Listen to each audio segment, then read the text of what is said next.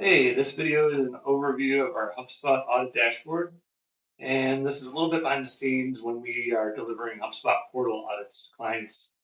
We have our own deliverables, but we also like to build the actual dashboard that shows that live data in our portal.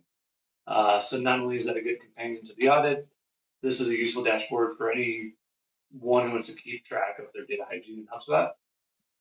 So let's quickly walk through it.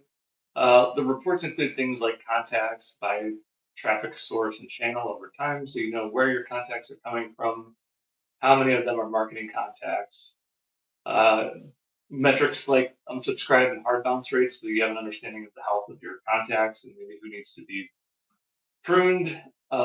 Things like how qualified your contacts are by lifecycle stage and persona, so really who's the quality and segmentation of the contacts in your database.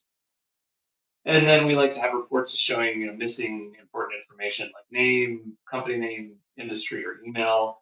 Not only does that impact your ability to send good emails, lets you personalize and segment if you have accurate data. So this is a good one to keep track of too. And then finally, just unengaged contacts over time, so you can see who needs to be again pruned or re-engaged as that number starts to creep up over time. One thing to call out, so for those who do have Ops Pro or Ops Enterprise, you'll also have your data quality command center.